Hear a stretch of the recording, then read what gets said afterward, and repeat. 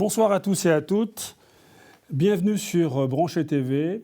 Au programme du live de ce soir, la preuve de l'information et du consentement. Et vous savez que c'est quelque chose qui, dans nos métiers de chirurgie et d'anesthésiste, est quelque chose d'extrêmement important. Et donc, on va en discuter ce soir. Et pour en discuter avec moi ce soir, je suis accompagné de Pierre-Henri Lebrun, avocat spécialiste en droit de la santé. Bonsoir Pierre-Henri. Bonsoir Antoine. Maître Lebrun va nous apporter le cadre juridique à toutes les discussions autour de l'obligation d'information et de consentement du patient. Et nous sommes également en présence de Mathieu Slozard, chef des produits santé au sein de la société Tessie. Bonsoir Mathieu. Bonsoir. Et Mathieu va nous parler d'un outil, un nouvel outil qui s'appelle Je consens, qui est un outil qui est mis en place par Tessie avec la collaboration de plusieurs médecins, dont certains de chez Branché, qui permet d'apporter une traçabilité aux informations données aux patients tout au long de son parcours de soins. Vous savez quelle en est l'importance. Je vous rappelle que vous pouvez réagir tout au long de l'émission et poser vos questions sur le chat. Elles arriveront ici et on se fera vraiment un plaisir d'y répondre. On va peut-être commencer par le cadre juridique. Alors on sait que depuis longtemps que l'obligation d'information et de consentement incombe à tous les praticiens de toutes les spécialités confondues.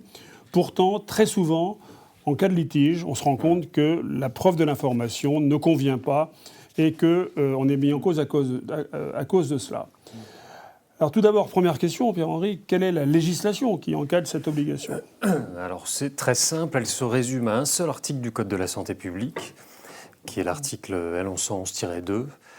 Donc obligation de donner une information lors d'un entretien individuel sur l'état de santé, sur les soins projetés et sur les risques fréquents ou graves normalement prévisibles. Ça, c'est le droit commun de l'information sous l'aspect médico-légal. Il y a également un texte un peu particulier qui est l'article 6322-2 du Code de la santé publique et qui ne concerne que les soins de médecine et de chirurgie esthétique. Voilà. Mais il y a un seul article en fait en matière d'information et cet article n'impose qu'une seule chose aux praticiens, c'est de donner une information orale. C'est-à-dire que contrairement à ce qu'on pense parfois, il n'y a pas du tout d'obligation d'information écrite. On doit donner une information orale lors d'un entretien individuel. Évidemment, en général, c'est dans le cadre de la consultation. Alors, ça pose une petite difficulté, c'est que, effectivement, il y a une obligation qui est finalement assez banale, assez normale, c'est l'humanité élémentaire, après tout, que de dire à un patient ce qu'il a et ce qu'on va lui faire. Le problème, c'est que depuis 1997, les praticiens sont obligés de rapporter la preuve qu'ils ont donné une information. Et il n'y a pas 36 façons de rapporter la preuve lorsqu'on se retrouve devant le tribunal. Il n'y a pas 36 façons de rapporter la preuve qu'on l'a bien informé. Si on dit seulement au juge, monsieur le juge, j'ai donné une information orale pendant ma consultation, même avec la meilleure volonté du monde, le juge vous dira, je suis désolé, mais c'est pas suffisant, docteur, c'est pas suffisant. D'où le développement des écrits, de la pratique de l'écrit, le formulaire de consentement, la feuille d'information, et c'est aujourd'hui évidemment la preuve la plus importante, la plus essentielle, qu'on doit rapporter lors des procédures en défaut d'information devant les tribunaux. Vous pouvez nous donner un exemple précis d'un endroit, d'une situation dans laquelle finalement le médecin probablement fait les choses très correctement et où il va se faire accrocher par ce manque d'information et quelles en sont surtout les conséquences juridiques ? Qu'est-ce qui va se passer ? C'est ça le plus grave. C'est ça le plus grave. La situation est très simple. Vous allez opérer, vous allez endormir un patient, et puis vous le recevez en consultation, et puis vous allez faire bien les choses, c'est-à-dire vous allez faire une consultation d'une demi-heure, parfois même plus, 40 minutes. Et vous dire, voilà monsieur, madame, voilà les risques sont cela, vous allez du plus grave, du plus fréquent au moins fréquent, du plus grave au moins grave.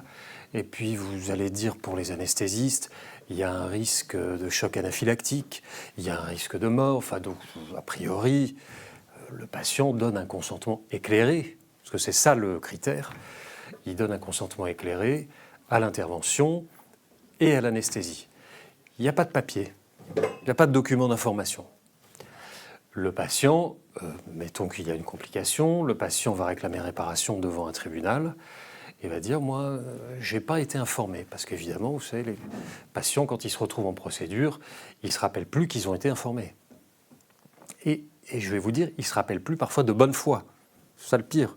C'est que ce n'est pas tout le temps des menteurs ou des gens qui viennent instrumentaliser la justice. C'est que véritablement, parfois, ils ne s'en souviennent plus. Et ils vont dire, moi, je ne me souviens pas qu'on m'ait informé de ça. Et donc, on n'a pas de feuille d'information, on n'a pas de document signé, on n'a pas de preuve de ce que ce consentement a été donné de façon éclairée. D'autant plus que ça arrive des années après. Et absolument, et ça peut arriver des années après, on peut se retrouver 5 ans après en expertise, et vraiment, même, je vous dis, les gens qui ne sont pas de mauvaise foi disent « je n'ai pas été informé », alors qu'on a fait une consultation de 45 minutes pour eux. Le risque, il est simple, même si vous n'avez commis aucune faute, sur le fondement d'un défaut d'information, vous pouvez être condamné à 100% des indemnités. C'est sur l'argument de la perte de chance. Sur le fondement de la perte d'une chance, c'est-à-dire que le raisonnement juridique consiste à dire qu'à partir du moment où on n'a pas la preuve que le patient était informé, ce patient peut prétendre avoir perdu une chance de refuser les soins, l'intervention, s'il avait bien été informé. Et ça peut aller jusqu'à 100%. C'est-à-dire que vous payez toutes les indemnités qui sont engendrées par la complication médicale ou chirurgicale, alors que vous n'avez commis aucune faute technique sur le fondement d'un défaut d'information. C'est assez difficile à accepter. Alors, cette notion, je crois quand même, je pense que nos auditeurs, nos téléspectateurs le savent plus ou moins, parce que quand même, c'est dans les tuyaux depuis très longtemps. C'est rentré dans les mœurs, je crois. Oui. Mais il y a quelque chose dont j'aimerais que vous nous parliez et qui, après, nous amènera à parler du consentement électronique, c'est que je crois qu'aujourd'hui, il y a un préjudice autonome d'impréparation. Absolument. Même parce que l'un des arguments, c'est de dire, d'accord, je n'ai pas prévenu des complications, mais de toute façon, le malade n'avait aucune chance de se soustraire à l'intervention. Est-ce que tu veux nous parler de ça exactement ? Ouais, vous avez tout à fait raison, Antoine. Ça aussi, c'est une chose assez intéressante. C'est une notion qui a été développée au début des années 2010 par la Cour de cassation.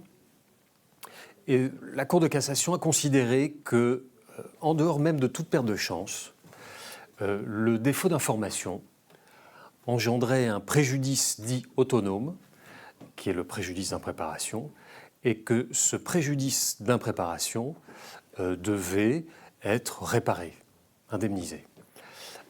Alors, quelles situations sont concernées ? Eh bien, c'est très simple. Vous avez, on est toujours dans notre cas de défaut d'information, mais on était dans le cadre d'une intervention absolument nécessaire, incontournable. Et donc, le patient ne peut pas prétendre avoir perdu une chance de refuser l'intervention. Parce que c'était ça, je ne sais pas, par exemple, il est opéré d'un cancer, il ne peut pas dire, le patient, qu'il aurait pu ne pas se faire opérer de son cancer. Donc, il est opéré de son cancer, mais lorsqu'il se retrouve devant le tribunal, il ne peut pas dire, donc, j'ai perdu cette chance. Eh bien, il va quand même recevoir une indemnisation forfaitaire, indemnisation qui va venir réparer ce préjudice d'impréparation qui découle du défaut d'information. Et ça, c'est totalement décorrélé de la perte de chance. C'est-à-dire, à partir du moment où il y a un défaut d'information reconnu comme tel, il y a une indemnisation.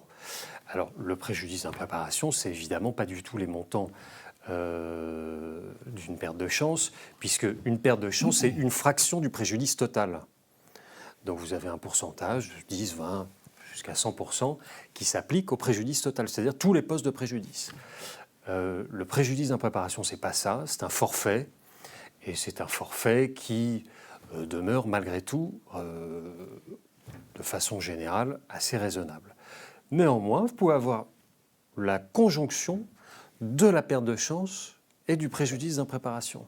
C'est-à-dire que le patient peut obtenir réparation sur le fondement d'une perte de chance si on considère qu'il pouvait refuser l'intervention, plus obtenir une ou deux dizaines de milliers d'euros supplémentaires sur le fondement d'un préjudice d'impréparation. Voilà, ça commence à faire beaucoup. Hein. Surtout quand on a tout bien fait. Surtout quand on a tout bien fait. Oui, alors on discutera ensuite, je pense qu'on aura sûrement des questions d'ailleurs sur ce consentement, sur les exemptions ou les cas où on n'est pas obligé de le recourir, mais j'en viens à vous, Mathieu, parce que finalement, donc, on se rend compte qu'un des problèmes les plus importants, et vous l'avez déjà souligné, c'est la traçabilité. Puisque le consentement, il suffit qu'il soit oral, et il doit être oral, puisque ça, c'est la base, évidemment, ce qu'on appelle le colloque singulier entre le médecin et son patient. Mais, comme l'a dit très justement Pierre-Henri, si on n'a pas la preuve, si on n'est pas capable de démontrer la preuve qu'on a donné ce consentement et qu'on l'a récupéré de façon évidente, eh bien, on va se faire condamner. Donc, il y a d'ailleurs participé aussi à cette élaboration de cet outil qui s'appelle Je consens. Est-ce que vous pouvez nous le présenter ? On va en parler un peu, effectivement. L'objectif de Je consens, c'est typiquement dans ce qu'on vient de se dire, c'est qu'on doit prouver le consentement libre et éclairé. Ça veut dire deux choses, c'est qu'on doit prouver que le patient a effectivement une décision libre, donc il a pu prendre le temps de réfléchir à cette décision, accepter les choses de son côté, que ça ne soit pas finalement le pistolet sur la tempe pour dire si vous acceptez pas, on ne vous opère pas, etc. Bref, ce qui... personnellement, en plus, moi je l'ai un peu vécu dans certains cas, donc je me dis, je suis d'autant plus content qu'on travaille sur ces sujets-là. Et donc, c'est apporter déjà cette preuve du temps de réflexion du patient et la notion d'éclairer. C'est qu'effectivement, il y a tous ces échanges-là de présentation de l'opération, de l'acte qui va être réalisé et des risques. Mais c'est comment est-ce que, déjà, on enrichit ça, comment on améliore cette compréhension-là, comment on enrichit la discussion avec le patient, avec des nouveaux outils comme le numérique, mais comment on la prouve derrière. C'est qu'on pourrait avoir des échanges texto avec texto même c'est du numérique, ça se retrace, mais des échanges, je ne sais pas, on a un coup de fil avec le patient, on a plein d'échanges, comment est-ce qu'on retrace ces éléments-là? Donc c'est tout l'objectif aussi de Je consens pour démontrer ces deux éléments-là, qui sont des piliers forts du consentement. On a fait une petite étude, alors je ne sais pas si on voit la présentation qu'on a fait, mais avant de se lancer dans le numérique, il a fallu se poser la question, mais est-ce que les gens sont prêts à y aller? Parce que déjà un acte, ça peut faire peur, mais en plus, si on rajoute la couche numérique, il peut y avoir des questions là-dessus. Donc déjà, nous, on a fait une étude auprès d'un panel de Français. Il y a 63% des Français aujourd'hui qui sont prêts à passer au numérique pour le consentement. Évidemment, il y a des pics sur les personnes 25-35 ans, et ça diminue avec l'âge, mais en moyenne, on est quand même sur un taux relativement important. Et surtout, ce qu'on remarque, c'est qu'il y a 20% des Français qui rapportent avoir constaté l'absence de consentement médical. C'est-à-dire que peut-être qu'ils ont oublié, c'est ce qu'on se disait, mais ils ont constaté que soit c'était insuffisant, soit ça n'y était pas du tout, ou ça faisait partie de devis. On a souvent vu ça, c'est que dans le devis, à la fin, il y a une case à cocher, j'accepte les choses, alors que ce n'est pas tout à fait la même chose. On peut consentir à un devis, mais pas consentir au reste. Donc ça, c'est déjà les deux chiffres qui nous ont dit, OK, il faut qu'on trouve une solution dans ce cadre-là.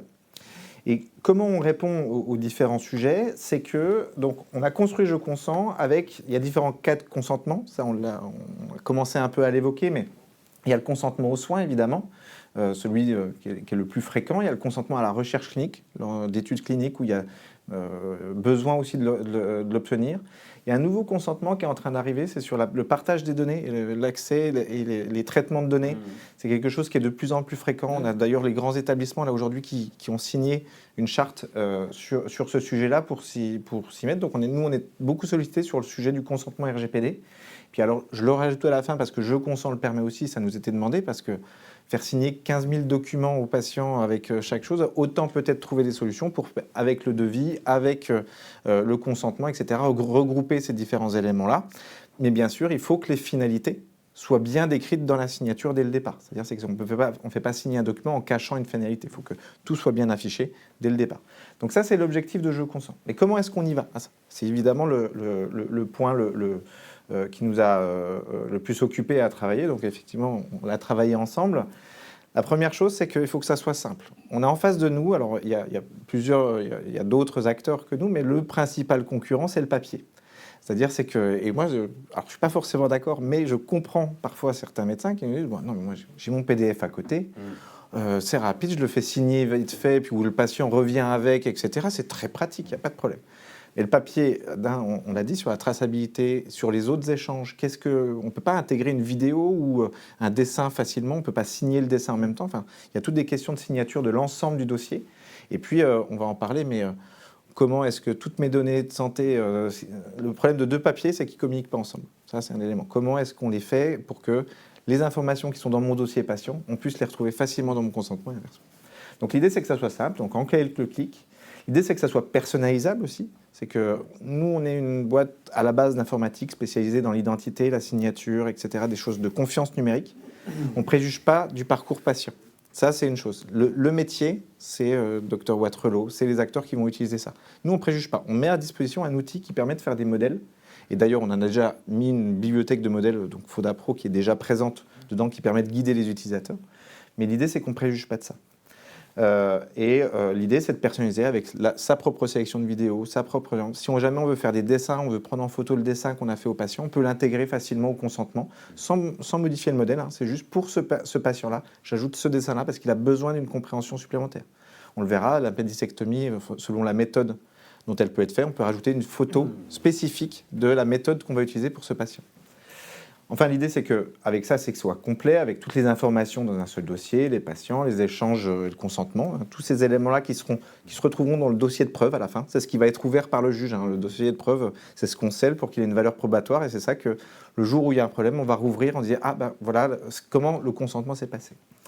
Et on a d'autres modèles de signature, on y reviendra, et surtout le point sur lequel on a travaillé, c'est cette manière interopérable. C'est un gros sujet dans le milieu informatique, c'est se dire j'ai mon logiciel métier, j'ai sans doute aussi peut-être mon logiciel de rendez-vous, j'ai d'autres logiciels, j'ai mon téléphone à côté, etc. Ah mince, je vais avoir Je consens en plus, encore un outil différent, etc. Mais je n'ai pas envie de ressaisir les informations. Donc on a aussi travaillé beaucoup à ce qu'on puisse retrouver facilement ces informations dessus. Donc voilà, en soi, comment on a construit Je consens, tout à fait en répondant aussi à ces contraintes. J'ai une ou deux questions qui peut-être vont nous permettre de rebondir après sur la démonstration de Je consens. La première, je pense que ça rentre dans ce cadre-là, c'est peut-on t'informer par Internet en envoyant des docs par mail? Et dans ce cas, quelle preuve peut-on en avoir? On rentre vraiment dans ce cadre-là, je pense. Et alors la deuxième question, qui est un peu en creux, parce que c'est de dire, je pense que c'est suite à l'enquête de Henri Harris, c'est de dire, et donc 37% de patients non aptes à un consentement numérique, milieu rural, personnes âgées, isolées, pour lequel même le consentement papier est compliqué. Alors voilà, est-ce que par rapport à ces deux remarques, est-ce qu'on peut envoyer des docs par mail, et le fait qu'on a peut-être des gens réfractaires à beaucoup de choses, est-ce qu'une formulation comme ça va vraiment être tellement simple qu'elle sera presque plus simple que le papier, quelque part? Tout à fait. Alors, je parlerai évidemment sous le contrôle juridique sur l'envoi de documents. Exactement. La réponse est oui, dans le sens où, déjà, d'une part, on n'a pas vocation à remplacer la consultation de présentation, la consultation inférieure. Il y a toujours cette notion d'échange, de dialogue. L'idée, nous, c'est qu'on est juste là, surtout, pour tracer les choses. Si un échange est envoyé par email et on a la preuve que le patient a ouvert l'information, qu'il a pu se connecter, qu'il a regardé le document, etc., pour le coup, et que c'est tracé et enregistré dans un hébergement de données sécurisé, etc., et que finalement tout ça se retrouve au moment de voir la suite, là, oui, en soi, on a donné la preuve. L'idée, ce n'est pas, en fait, on a le rendez-vous un jour, on n'a toujours pas vu le patient pour lui annoncer comment on allait faire, on lui envoie en amont et on se dit venez déjà avec le truc signé. Ce n'est pas l'objectif. L'idée, c'est de se dire on a l'échange, on dit ok, on a eu notre échange, je vous envoie le formulaire de consentement qui reprend nos échanges. Peut-être qu'il y a des échanges supplémentaires ou pas, ça peut être très automatisé aussi. Mais en gros, l'idée, c'est on peut envoyer ces choses-là, et d'autant plus qu'il y a de plus en plus de moyens sécurisés et tracés sur l'informatique en santé. Pour le deuxième point, oui, alors c'est toujours le sujet... je ne sais plus j'ai vu une vidéo en plus aujourd'hui qui disait qu'il y a 40% des accidents qui étaient causés par des alcooliques, donc il y avait 60% des accidents qui étaient causés par des non-buveurs. Donc forcément, voilà. C'est la petite boutade, effectivement, dans ce sujet-là. Il y a 63% qui se sont dit favorables. Il y a une marge que j'ai plus en tête qui se disent bon, pourquoi pas, ni pour ni contre, bien au contraire, si j'ose dire. Et effectivement, il y a des gens qui seront même qui pourraient être d'accord avec ce sujet-là, mais qui sont en rupture numérique. Ça, c'est un vrai sujet. On a environ entre 10 et 20% aujourd'hui en France de personnes qui n'ont accès qu'à un SMS, par exemple, ou même pas d'accès à un SMS du tout. Donc c'est vrai que le numérique pose problème. Il y a deux choses pour entre guillemets, aider à ça. C'est que pour la rupture du numérique, c'est qu'on a la capacité de signer en présentiel. On a développé ce genre de choses-là où effectivement on envoie les informations et effectivement la personne a pu les consulter, a peut-être pu les imprimer ou elle demande à les imprimer en amont et après on peut signer en présentiel, mais il y a quand même ce retour-là. Et l'autre élément, effectivement, c'est que il y a des évolutions dans le monde de la manière de prendre en charge les patients. Je vois, le numérique est partout, effectivement. Donc l'idée, c'est comment est-ce qu'on mixe un peu les deux mondes. Donc nous, on a aussi des capacités. Alors on est en train de le mettre en place chez un de nos clients, c'est effectivement de pouvoir numériser des documents et quand même garder une preuve dans le document. Donc voilà, on est en train de travailler dessus. C'est un vrai sujet, cette rupture avec le numérique. De toute façon, comme tout système qui change, on aura une période de tuilage. Hein. C'est-à-dire, il y a le PDF imprimé dans la bannette ne disparaîtra pas demain. Ça, j'en suis à peu près persuadé. Moi, il me semble effectivement inimaginable que ce soit un domaine qui échappe à la modernité numérique. Oui, et quand je dis ça, c'est pas du tout de ma part un modernisme à tout crin dont la modernité serait à elle-même son seul plaisir. Il ne s'agit pas du tout de ça. Mais évidemment que ce sont des outils qui peuvent aider. Évidemment également que ce sont des outils à utiliser avec discernement parce qu'il y a des gens qui sont un peu soit réfractaires, soit rétifs, soit ont du mal aussi. Et puis il peut y avoir des questions même cognitives, de capacité cognitive de patients. Et là, il y a un discernement à avoir par le praticien sur de quelle façon ça peut être fait et avec qui et dans quelles circonstances. Et peut-être il y a des gens avec qui on ne peut pas utiliser ces solutions. Voilà, il faut le déterminer, il faut être intelligent. Alors une question juridique, avant de repasser aux questions techniques, je dirais, et ça c'est une question qu'on nous pose souvent, mais je sais que... Quelle est la valeur d'une lettre de consultation dictée en présence du patient qui reprend l'ensemble des éléments abordés lors de la consultation ? Alors, ça a de la valeur, c'est pas rien. Vous savez, la preuve de l'information, on peut la rapporter par tout moyen. C'est l'alinéa 6 de l'article L1111-2 du Code de la santé publique que j'ai cité tout à l'heure. La preuve de l'information peut être apportée par tout moyen. Par exemple, le délai entre la consultation et l'intervention, s'il est suffisamment long, c'est une présomption de ce que le patient était correctement informé, qu'il a donné un consentement éclair à l'intervention. De la même façon, le courrier écrit au médecin traitant, le courrier dicté en présence du patient, qui dit les risques ont été expliqués au patient, ça fait partie des éléments de preuve admissibles. Voilà. Mais ça n'est pas une preuve irréfragable. Et ce n'est pas la maîtresse preuve. Est-ce qu'on peut le conseiller comme solution bien de sûr, routine de routine est suffisant. Bien sûr, mais pas suffisant. Pas suffisant. C'est pas suffisant parce que dans ce type de courrier, il est rare qu'on ait le détail des complications, des précisions relativement... Je sais pas, par exemple, vous parliez tout à l'heure d'appendicectomie. La question de la voie d'abord en appendicectomie. Open pur, open cellio, laparo. Voilà, ça fait partie des choses dont le patient doit être informé. Et c'est en général pas le type d'information qu'on met dans un courrier qu'on adresse au médecin traitant. On dit je l'opérerai le temps, machin, et je l'ai informé des risques de cette intervention. Mon cher confrère, voilà. Donc ce type de courrier, c'est un élément de preuve. Voilà, c'est un élément de preuve qui peut faire présumer de ce que l'information a été donnée, mais en soi, ça n'est pas une preuve suffisante. D'accord. Une question un peu technique. Pour vous, Mathieu, bonsoir. Concernant l'envoi de documents, les emails n'étant pas toujours sécurisés, n'y a-t-il pas un problème de RGPD ? L'espace Doctolib est-il une option plus sûre ? On rentre dans le technique. Alors, c'est un sujet le sujet de la messagerie, c'est un sujet que je connais bien, pour avoir traité beaucoup de sujets de la messagerie MS Santé, que sans doute nos auditeurs, nos téléspectateurs connaissent bien. Effectivement, c'est un des chantiers qui a été mené dès mon arrivée sur le projet, c'est qu'on limite au maximum le nombre de données qui sont envoyées par email.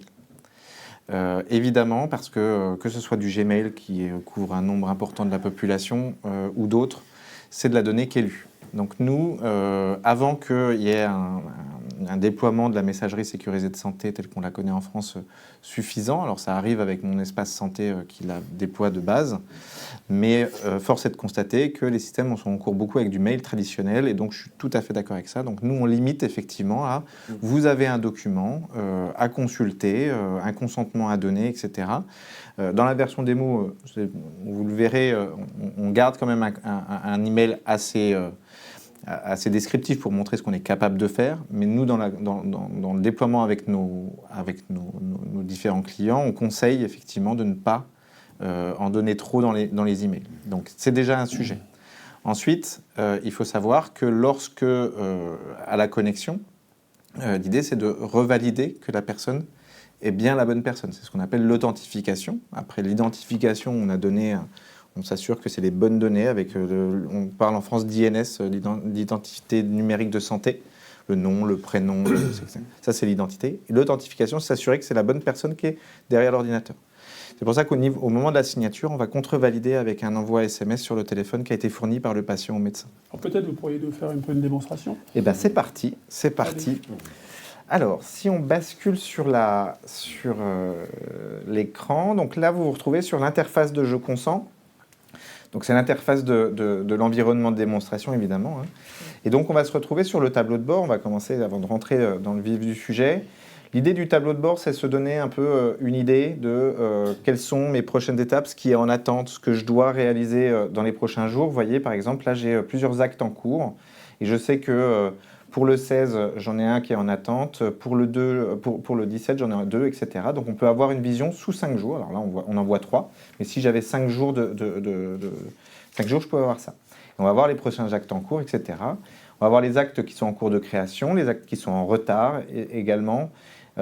Et aussi tout ce qu'on en parlera, mais les éléments qui sont en délai de réflexion. Par exemple, il y a un moment où effectivement le patient ne peut pas signer parce qu'il est en délai de réflexion. Donc ça, c'est la partie tableau de bord. Et après, les autres éléments, c'est des éléments assez simples. On va pouvoir retrouver effectivement une liste de patients. L'idée, c'est de pouvoir retrouver la liste de patients qui sont déjà dans vos logiciels métiers, que ce soit en établissement. Et on travaille encore plus le faire. On a certains partenariats pour le faire aussi dans le libéral. Et puis, l'idée, c'est aussi de retrouver sa liste de consentement. Et un des éléments importants de Je consens, c'est la partie modèle et notamment bibliothèque. Comment fonctionne Je consens et comment on a construit le consentement. Qu'est-ce qu'un consentement, pour être simple de notre vision? C'est évidemment un patient, un médecin, parce que c'est la liaison entre les deux. Et l'autre élément, c'est d'avoir un modèle en fonction de son acte. C'est-à-dire que le modèle, il va être appliqué et au médecin et au patient pour le compléter. Et donc à partir de ces éléments, donc on va retrouver avec des modèles. Et donc, comme vous voyez, on peut avoir différents éléments. Et l'idée, c'est de prendre chacun des modèles pour simplifier la vie du médecin, qu'il soit pas obligé de retaper à chaque fois, prendre la bonne fiche, la mettre au bon endroit. Il prend le modèle, il a déjà préparamétré les choses. Mais si jamais il y a besoin de faire d'autres choses, on va le voir, il pourra rajouter des choses au modèle. Alors, allons tout de suite à la démonstration. On va créer une demande, tout simplement. Et donc là, on peut tout de suite voir sur les différentes catégories, si on veut aller dans la bibliothèque FondaPro ou non. Mais on peut même faire encore plus simple, c'est-à-dire c'est que dans ma liste, je vais pouvoir avoir des favoris. Ça, c'est l'ensemble des modèles qui existent aujourd'hui sur FondaPro. Et je peux avoir une liste de favoris qui va me permettre de simplement retrouver ceux vers lesquels j'ai l'habitude, auxquels j'ai l'habitude de travailler. Donc tiens, on parlait de l'appendicectomie, donc c'était pas involontaire de ma part parce que ça fait partie de mes favoris. J'adore l'appendicectomie. Ça était totalement de la mienne, mais tant mieux. J'adore cette appendicectomie, c'est quelque chose qui me fascine. Et donc du coup, je vais prendre ce modèle-là, et puis dans le patient, j'aurai juste à taper quelques premiers éléments. Comme vous voyez, là, j'ai deux utilisateurs pour Berlioz, ils sont de la même famille. On a travaillé aussi sur le représentant légal.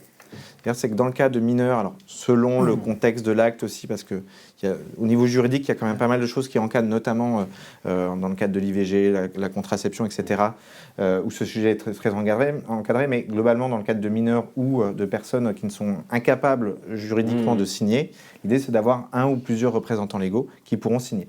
Donc là, on va dire que Hector Berrios, qui représente mon patient, est capable de signer, et donc il va pouvoir signer. Et donc, je vais pouvoir accepter, et là, la plateforme va pouvoir créer le consentement avec les bonnes informations, savoir à qui l'envoyer, comme il faut. La seule chose qui manque, c'est de pouvoir donner la date. Alors, mettons que c'est soit... On va peut-être pas mettre demain, mais je sais pas, on va mettre le 30, par exemple.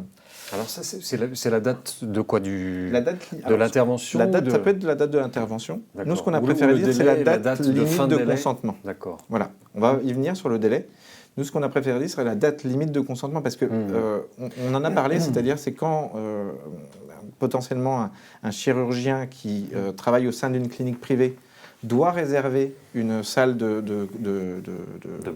bloc. Il faut qu'il ait le consentement avant, parce que sans ça, potentiellement, la clinique refuse de bloquer un moment, un créneau, si jamais il n'y a pas cet élément-là. Donc l'idée, c'est de pouvoir faire une date limite de consentement pour qu'on obtienne le consentement quand il faut. Mais ça nécessite évidemment, derrière, de le faire suffisamment en amont pour avoir ce fameux délai de réflexion. Donc c'est paramétrable en fonction de la clinique et du praticien. Exactement. Parce que la clinique ne demande pas, et on peut dire que la date de consentement, voilà, c'est le dernier jour. Exactement. Nous, ce qu'on a voulu, on l'a voulu être très clair sur à quoi sert cette case-là. Ça peut être la date de l'acte, mais en gros, c'est la date limite de consentement que le médecin, à quelle date le médecin souhaite l'avoir. Pour être honnête, c'est juste le moment où ça passera en retard ou, attention, c'est dans les prochains jours. Il n'y a pas de contrainte particulière. On ne se permet pas de couper non plus un consentement qui est en cours, parce que potentiellement, si ça a été décalé, etc., l'élément est toujours potentiellement ouvert. Voilà. Ce qui fait preuve, c'est pas que le document soit arrêté, c'est qu'il n'ait pas été signé. Voilà, c'est surtout ça. Ouais. Et donc, on va retrouver des éléments comme les consignes de consentement. Si vous avez un échange avec vos patients et que vous voulez taper quelque chose, faites attention. Enfin, il y a un risque si jamais vous mangez trop de sel avant l'opération. Je ne sais pas, je ne suis pas médecin, c'est pas... Mais en tous les cas, vous pouvez mettre une consigne spécifique et vous arrivez à ces fameux documents de consentement. Et comme on l'a dit, il y a deux documents qui sont essentiels. C'est le consentement éclairé, donc qui va exprimer justement tous les éléments. Alors, je ne sais pas si on voit bien. Oui, ça, ce sont les fiches. Voilà, c'est les fiches Fondapro auxquelles vous avez sans doute l'habitude de oui, qui sont pour l'instant en fiches papier. Exactement. Et donc, elles sont entièrement numérisées. Et on va avoir la fiche préopératoire, la fiche d'information préopératoire, qui va se retrouver là. Donc ça, c'est automatique dans l'espace Je consens. Vous avez accès à l'ensemble de ces fiches-là qui sont préparamétrées, ces modèles qui sont préparamétrés pour chacune de ces éléments-là. Et donc, là, je suis en train de descendre, mais réellement, une fois que j'avais mis la date limite de consentement, j'aurais pu simplement faire envoyer la demande, c'était terminé. En gros, en 3 clics, Précisez bien qu'il y a donc la fiche de consentement plus le formulaire de consentement. Il y a toujours 2 documents. J'y viens juste après. Je voulais juste présenter que ça pouvait être très rapide. C'est-à-dire je sélectionne le patient, je sélectionne le modèle. Ça peut même faire parfois automatiquement. Si vous importez des données, vous pouvez le faire automatiquement. Vous mettez la date et c'est envoyé.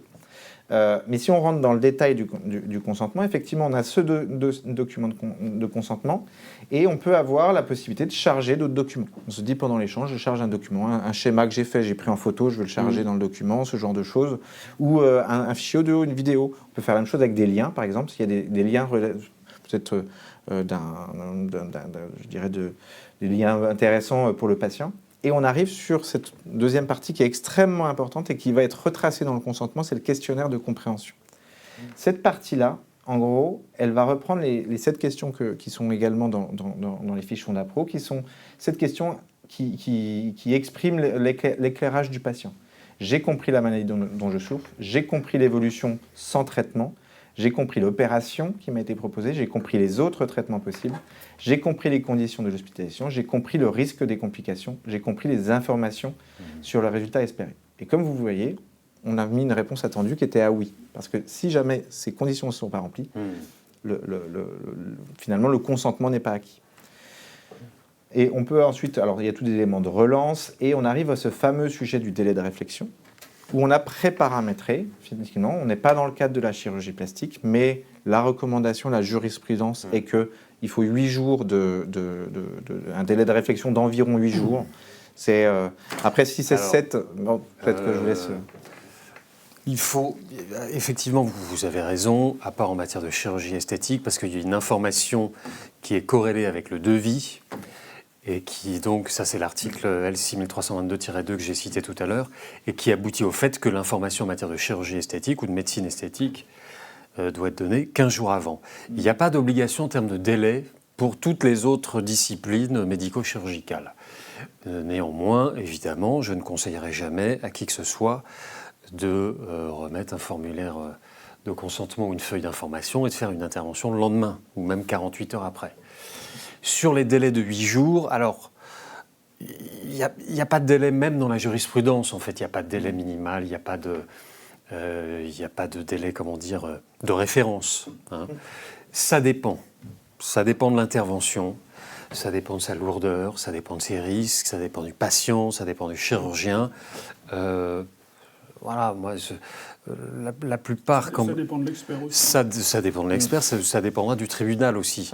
Donc, il est vrai que 8 jours, c'est un délai très court quand même. Ouais. Hein, 8 jours, faut qu'il y ait, alors non pas une urgence, ni même une semi-urgence, mais en tout cas une nécessité d'intervenir vite. Hein, parce que sinon, il est vrai que ce qu'on voit quand même plus généralement, c'est entre une consultation au cours de laquelle la décision opératoire est prise et l'intervention, on a des délais d'un mois quand même, un mois et demi en règle générale, et il ne faut pas trop raccourcir, il faut faire attention à ça. Je voudrais revenir juste pour qu'on soit bien clair sur ce qu'on doit faire signer.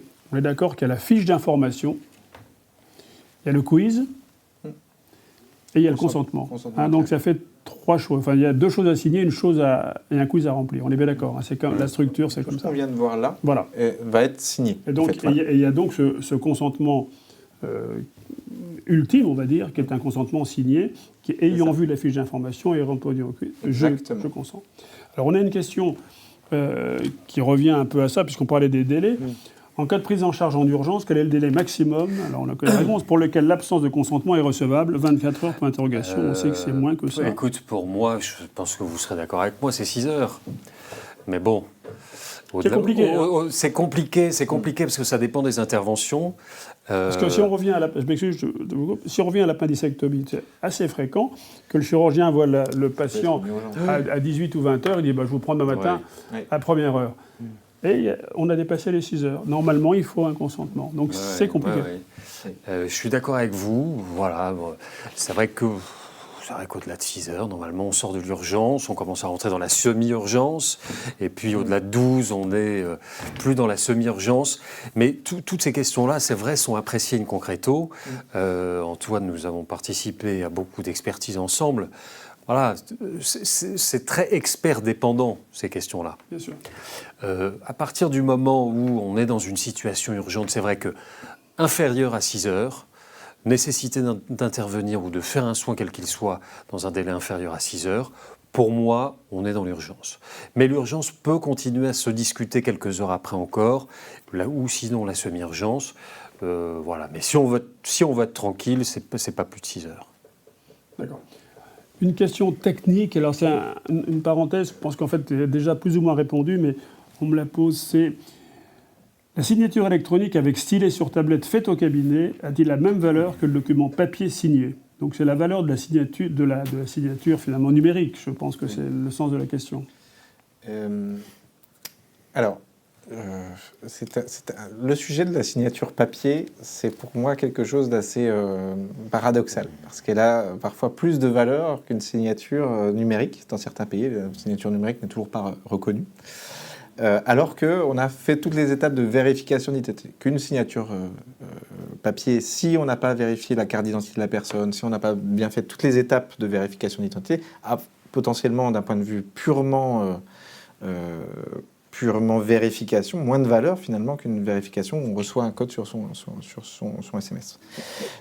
Le truc est que sur le sujet d'une signature manuscrite, donc, c'est pas comme ça qu'on fonctionne. On ne fonctionne pas avec la signature, avec un stylet sur un papier, parce que Pour le coup, là, on rentre on pourrait faire un dessin sur un document. Ça n'a pas la même valeur, c'est pas une signature numérique, si j'ose dire, c'est pas une signature électronique au sens prévu par la loi en France. Donc je dirais que une signature papier dans un cabinet a plus de valeur qu'une signature avec un stylet sur un... Voilà. Mais je ne suis pas l'expert du sujet des signatures, c'est comme ça que je l'interpréterai. Je sais juste que nous, par exemple, on met un certificat au nom de la personne qui a signé, directement dans le PDF qui sortira du document. Donc la signature « je consens », ce n'est pas en fait une signature manuscrite, c'est un code en fait, c'est ça? En fait, c'est alors, on a un clic. Alors, déjà, on a vérifié que c'était bien la personne qui était bien connectée. Donc déjà, on a déjà vérifié ces éléments. La personne, ensuite, elle va se retrouver elle va regarder les éléments, elle va dire « Ok, je suis d'accord », elle va passer en mode signature. Et là, on va revérifier une nouvelle fois son identité. Et c'est ce qu'on fait, alors c'est un élément qui est validé, c'est ce qu'on appelle les fameux one-time passwords, c'est des mots de passe temporaires qui sont envoyés sur le téléphone. Parce que l'authentification, la vérification de la personne, elle est basée normalement sur trois facteurs d'authentification, qui sont ce que je sais, ce que je possède et ce que je suis. Donc, ce que je suis, c'est de la biométrie. On ne va pas aller sur ces sujets-là parce qu'il y a plein de questions éthiques et de RGPD derrière. Et ça peut être difficile on ne prend pas des empreintes digitales comme ça. Oui, bien sûr. Donc, on se base sur ce que je sais, ce que je suis. Ce que je sais, c'est mon mot de passe. J'accède à mes mails, je me connecte, c'est mon mot de passe. Je sais mon mot de passe. Ou ma date de naissance, mon adresse email, je sais ces choses-là. Ce que je possède, c'est mon téléphone. Donc c'est pour ça qu'on reçoit un code sur son téléphone parce que, au contraire d'une adresse email qui peut être fracturée, on l'a déjà vu aujourd'hui dans les éléments, le téléphone aujourd'hui, le SMS reste quand même supérieur. On va aller sur des sujets comme France Connect, c'est des choses qui apparaissent aujourd'hui sur les impôts, qui sont reconnues. On va aller pour les médecins d'ailleurs sur Pro Santé Connect. Alors tout le sujet de la carte de professionnels de santé, la CPS, et la fameuse ICPS aujourd'hui, on va aller sur ces sujets-là pour encore garantir cette authentification. Mais voilà, nous on est sur une vérification où on met un certificat avec le code, la date, l'heure, le téléphone utilisé, la personne qui a signé, on a toutes ces informations à tracer. D'accord. Alors là aussi une question, on revient, je fais des allers-retours, mais c'est plus vivant je pense avec le juridique. Oui. La signature au cabinet sous-entendrait qu'il n'y a pas eu de délai de réflexion comme les 7 jours, ce qui est... Non, ça dépend. Ça peut être la deuxième consultation. Voilà. Ce qui est encore mieux d'ailleurs, parce que pour toutes les interventions, c'est vrai dans toutes les disciplines médico-chirurgicales, 2 consultations valent mieux qu'une. Hein. Encore une fois, dans la perspective d'une procédure devant le tribunal. Donc ça peut être une consultation qui a lieu 15 jours après une première consultation au cours de laquelle le formulaire de consentement ou la feuille d'information aurait été remis. Non, il peut y avoir une signature au cabinet dans des circonstances comme celle-là. Ce qui est plus évidemment susceptible de critique, c'est lorsque vous remettez lors d'une consultation le formulaire et ou la feuille d'information et qu'ils sont signés le jour même par le patient, parce que ça, effectivement, ça ne permet pas de rapporter la preuve d'un délai de réflexion réel. Alors nous, on peut toujours, nous les avocats, on dira toujours, mais le délai de réflexion a eu lieu après, il a eu lieu entre la consultation et l'intervention. Mais il est vrai que l'idéal, c'est un délai qui sépare la remise des documents d'information du retour de ces documents d'information par le patient. Est-ce que c'est un problème que ce soit la secrétaire qui donne ces documents d'information? Alors... Parce que ça, c'est un problème très important, parce que pour le numérique, en gros, les assistantes vont être très importantes. Absolument. Ce n'est pas un problème insurmontable. Ce n'est pas un problème insurmontable si... parce que tout le monde a bien compris qu'il y a autour de l'information une espèce d'hypocrisie aussi. Bien sûr. L'hypocrisie qui consiste à penser que, oui, évidemment, les patients vont tout retenir, vont se souvenir de ce qu'on va leur dire, cette idée de consentement éclairé.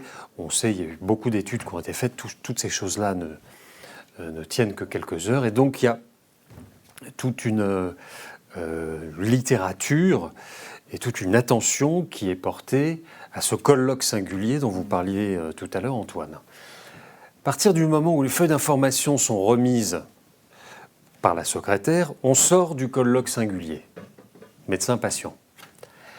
Et donc, il y a des experts, hein, c'est-à-dire des médecins aussi, hein, qui peuvent considérer que c'est en dehors des clous, ce que je considère être une hypocrisie totale, puisque les feuilles d'information, les formulaires de consentement éclairé, ça n'est pas l'obligation d'information remplie par le médecin. L'obligation d'information, c'est de donner l'information verbale, oralement. Les feuilles d'information, les formulaires de consentement ne font que formaliser et relayer cette information. Donc, je considère que cette information, ces documents peuvent effectivement être remis par la secrétaire ou par l'assistante. Voilà. Dans la majorité des cas, ça ne pose pas de difficulté. S'il y a eu une consultation, s'il y a eu un délai de réflexion, on ne va pas aller embêter un médecin parce que c'est sa secrétaire qui a remis les documents d'information. Hein. Mais il faut toujours se méfier de la tartufferie de certains. Bien sûr. Une question un peu classique, mais là je pense que vous avez la réponse. Pour les mineurs, faut-il la signature des deux parents? Et comment faire quand les parents sont séparés? Eh bien oui, il faut, alors a fortiori, lorsqu'ils sont séparés ou divorcés, il faut la signature des deux parents, c'est incontournable. Sauf urgence, bien sûr. Sauf urgence, effectivement. Sauf urgence. Il y a des questions à partir d'un certain âge sur la contraception, l'IVG, le droit au secret, des soins. Il y a certains cas sur lesquels je pense que les médecins concernés connaissent bien ce sujet-là. Absolument. Je pense que c'est Mais c'est vrai que la règle sur le geste, enfin sur l'anesthésie et le geste chirurgical, c'est évidemment accord des deux parents, et à plus forte raison lorsqu'ils sont séparés ou divorcés. On a pu voir c'est encore plus important. Sur ce sujet-là, on a travaillé avec l'hôpital Necker, l'hôpital pour enfants à Paris. Et justement, on a regardé leur fiche de consentement, et sur ces sujets-là, parce qu'il y a plein de cas en fait dans les parents séparés. Il y a aussi notamment le cas quand ils n'ont pas autorisation à se parler. Dans le cas de violence, et c'est de plus en plus... voilà. Et donc dans ce cas-là, c'est une déclaration sur l'honneur du parent qui est là, pour dire je n'ai pas le droit de recontacter... ou je ne peux pas recontacter mon ancien conjoint ou conjointe.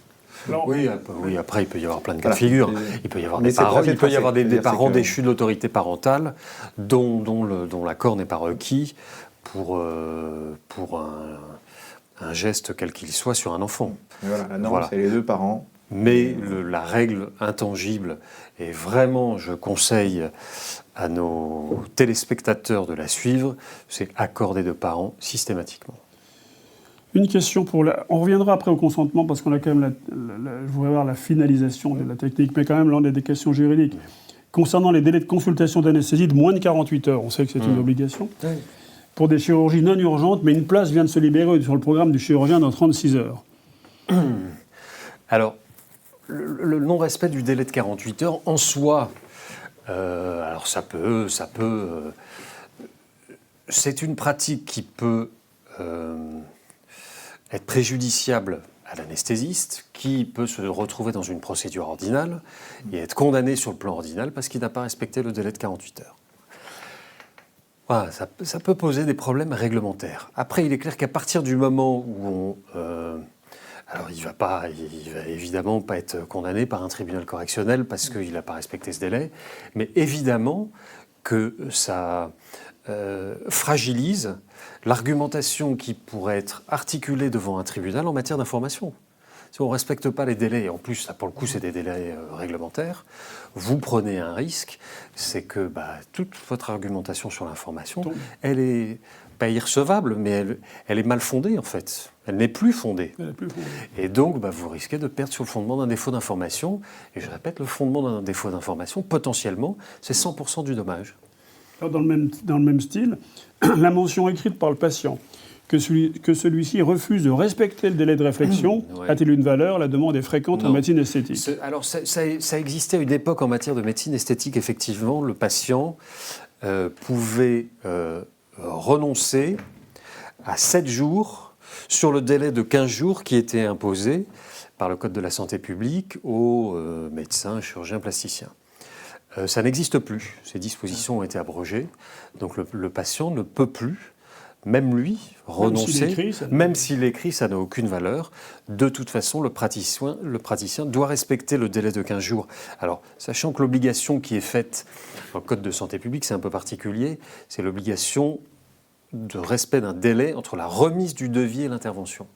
Sauf qu'il est écrit dans ce même article, l'information est donnée en même temps que le devis. On en déduit donc que l'information doit être donnée 15 jours avant. D'accord. C'est intéressant, c'est ça, on a eu justement la demande là, récemment et on ne savait pas... Oui, on ne peut pas renoncer. Ouais. Même le malade ne peut pas renoncer. Oui, mais voilà, c'est intéressant là-dessus. C'est effectivement les dispositions de l'article L6322-2 à l'origine lui permettaient de renoncer et à ramener ce délai à 8 jours, mais ces dispositions ont été abrogées. Alors on vous a un peu coupé, on a vu le processus, puisqu'on a vu comment les papiers à signer, si je puis dire, numériquement, donc le fameux fiche d'information, le quiz, le consentement.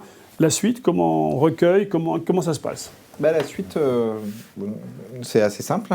Donc on a configuré notre consentement. Évidemment, on se l'était dit, c'est des conseils. L'objectif, nous, c'est pas de se mettre à la place du professionnel, parce qu'il y a les règles et le contexte. Donc on propose le délai de réflexion à 8 jours, mais évidemment, on peut le changer très rapidement, le paramétrer en fonction du contexte, en fonction de... Et on peut même aussi l'ignorer complètement. Et c'est tracé. Le fait qu'on a ignoré, parce que c'était soit on était vraiment trop incompatible, ou il y a eu un choix de l'ignorer, mais ça sera tracé, on laisse la main aux professionnels pour le faire. Là, évidemment, je vais l'ignorer parce que sinon on doit attendre 8 jours, donc c'est pas... Alors on est très bien ensemble, il n'y a pas de problème, mais je me disais que peut-être vous aviez d'autres choses à faire. Donc en fait, vous voyez, là, j'ai passé un peu dans le détail, mais en vrai, il y a 4 clics, et encore, c'est si on n'importe pas les documents, mais c'est vraiment très rapide pour pouvoir envoyer la demande. Donc, la demande a été faite, elle a été sauvegardée et elle a pu être réalisée. Là, de ce côté-là, le patient va recevoir dans 1 ou 2 minutes les éléments. Et pour les besoins de la démo, effectivement, puis on est en train de travailler sur cette notion de signature. Ah bah oui, même pas 2 minutes, je viens de recevoir le SMS qui me dit que vous avez reçu une demande de consentement pour monsieur Hector Berlioz, c'était notre cas. Et puis alors, donc j'ai un lien pour pouvoir directement aller me connecter. Donc là, l'idée, c'est que je vous montre ce que je pourrais voir sur mon écran. Donc, je vais me connecter avec l'aspect démo, mais ça vous montre exactement ce que va voir le patient quand il aura cliqué sur le lien et qu'il se sera identifié. Donc, ça va arriver. Voilà, hop, on va dézoomer un petit peu pour que tout le monde puisse voir les éléments.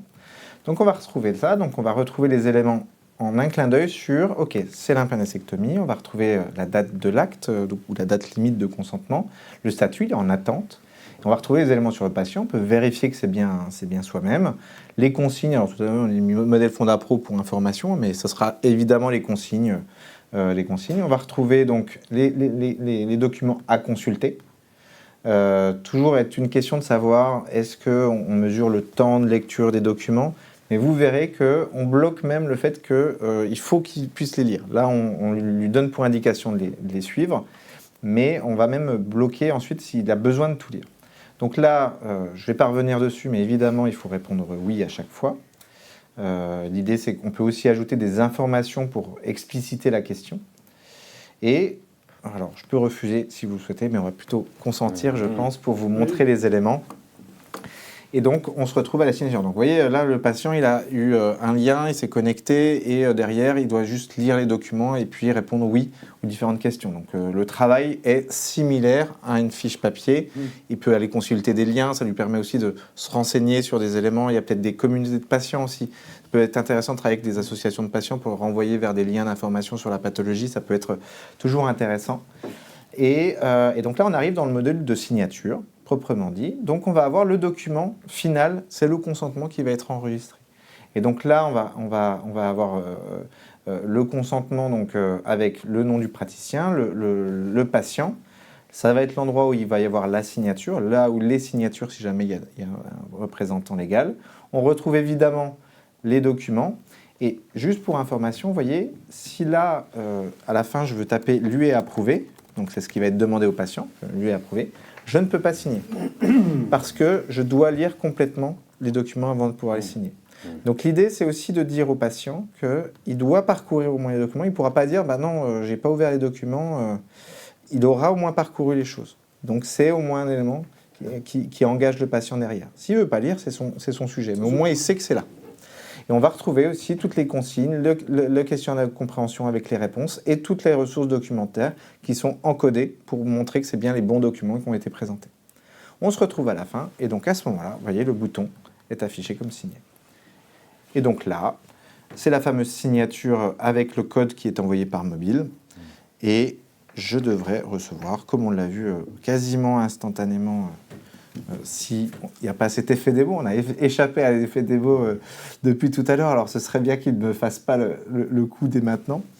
Mais vraiment, c'est tout aussi immédiat. Je commence à avoir chaud. Ah, voilà, c'est bon.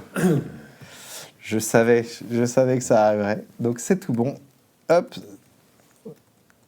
Il suffit que je tape bien les chiffres aussi. Et donc là, je vais confirmer. Donc, le patient a signé, une fois que ça sera enregistré. Et donc, il va avoir son élément consentement signé. Il peut retourner à son tableau de bord. Mais le plus important, c'est pour le professionnel, où finalement, on met à jour la partie, cette partie-là. Donc, c'est mon consentement. On voit bien... Le patient ne répond pas dans les délais, on lui envoie un reminder. On peut lui envoyer des relances, oui. C'est tout D'accord. automatisé. On a même eu des demandes des professionnels d'envoyer plus de demandes. Nous, on était un peu frileux à envoyer trop de relances. Les professionnels disaient non. Souvent, il faut envoyer On en fait deux. au bout d'une semaine, ensuite au bout de 3 jours, ensuite même une tous les jours s'il faut. On y va. Et donc, nous, on est en train de travailler, à améliorer, à faire encore plus de relances pour obtenir ces éléments-là. On a du coup le document signé et voilà, la démo entre guillemets pourrait s'arrêter là, mais on peut constater que là j'ai mon document signé, on retrouve tous les autres documents qui ont été créés au fur et à mesure, s'il y a eu plusieurs signatures. Mais là je retrouve bien, alors il faut savoir qu'il y a un certificat qui est intégré dans le document PDF, mais surtout on va avoir signé électroniquement par Hector Berlioz, donc on sait la date, l'heure exacte, signé avec le code de l'usage unique et le téléphone qui a été utilisé. Il y a un certificat de signature qui est en plus... Exactement. D'accord. Il y a un Il certificat... semble que la vidéo est coupée. Là. Il y a un message qui me dit que la vidéo est brutalement coupée à 8h24. Alors je ne sais pas si... Ah mince, juste au moment du reveal, du Ouais, coup. ouais. Fallait bien qu'il Du y ait reveal, bien. bon, bah, je suis désolé. Je sais pas, Bah, c'est sachez que là, je vois une signature sur le consentement. Est-ce que vous me prenez à témoin pour voir qu'il y a bien Alors, ça? J'ai encore une ou deux questions. Une question pour Pierre-Henri, merci de la présentation. Pour les patients sous tutelle curatelle, le consentement reste du domaine du patient avec simple information au donateur, au curateur ou tuteur, simple information à donner au curateur ou tuteur, ou est-ce qu'il y a plus que ça? Non, il y a eu une information. Alors, c'est évidemment une situation qui est un peu particulière. Il faut donner une information à la personne qui est protégée, c'est-à-dire la personne qui fait l'objet d'une tutelle ou d'une curatelle, adaptée à sa compréhension, à ses facultés de compréhension. Il ne faut jamais considérer que parce que nous avons affaire à un majeur protégé, il n'est pas nécessaire de l'informer. Il faut l'informer, il faut lui donner une information dans les mêmes conditions qu'une personne non protégée, de même qualité, et il faut, si possible, lui faire signer des documents d'information, des formulaires de consentement. Mais effectivement, il faut doubler cette information de celle donnée au curateur ou au tuteur. Non. Et puis, de toute façon, s'agissant par exemple d'un tuteur, c'est lui qui dispose, c'est lui qui prend la décision, c'est lui qui peut donner le consentement à l'intervention. Donc non, bien sûr, son consentement doit être recueilli également. Et de façon positive, c'est-à-dire avec des documents signés. Ok, alors il y avait une dernière question. Faut-il motiver le fait d'ignorer le délai de réflexion sur l'appli?